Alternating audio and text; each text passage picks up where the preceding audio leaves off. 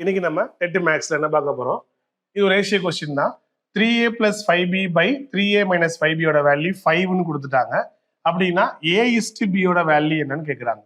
Ratio என்னன்னு கேட்குறா. அப்ப ஏக்கு பிக்குள்ள ரேஷியோ என்ன? இதை சிம்பிளா நம்ம என்ன பண்ணலாம்? இப்போ ரைட் சைடில் என்ன இருக்கு? உங்களுக்கு ரைட் சைடில் 5 இருக்கா?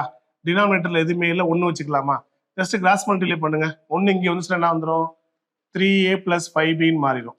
இங்கே மல்டிப்ளை பண்ணா என்ன வரும்? 5ஓட மல்டிப்ளை பண்ணா 5 3s are 15a, 5 5s are 25bன்னு மாறிடும். இந்த நம்பரை ஃபுல்லா மேல கொண்டு வந்து 5ஆல பெருக்கும் இல்லையா?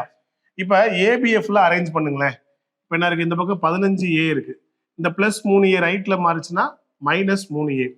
இங்க ஏற்கனவே 5b இருக்கு. இந்த மைனஸ் 25 கிட்ட வரும்போது பிளஸ் 25ஆ மாறிடும். அப்ப 25 பிளஸ் 5 30b ஆயிடுச்சு. 15a 3a போச்சுன்னா 12a ஆச்சு. நமக்கு தேவை என்னன்னா a is to b யோட வேல்யூ என்ன? ஸோ இந்த a is to bன்றது எதுக்கு ஈக்குவல்?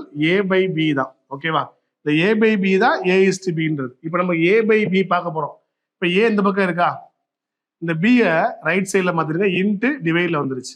ஆல்ரெடி இங்க ஒரு 30 இருக்கா? இந்த பெருக்கல் 12 லெஃப்ட்ல வரும்போது டிவைட்ல வந்துருச்சு. இப்போ இதை நம்ம கேன்சல் பண்ணுங்க ஏதாவது ஒரு வாய்ப்பாடுல. 12 5 30. அப்ப 5/2 தான் a by b யோட வேல்யூ. அப்ப a is to b எவ்வளவு? 5 is to 2. அவ்வளவுதான். ஓகே, ஜஸ்ட் கிராஸ் மல்டிப்ளை பண்ணிருக்கோம், a b அரேஞ்ச் பண்ணிட்டோம், a by b வேல்யூ பார்த்துட்டோம். அந்த a by b தான் எதுக்கு equal? a is to b. அப்ப இந்த கொஸ்டினுக்கான ஆன்சர் என்ன? 5 is to 2. Okay, thank you.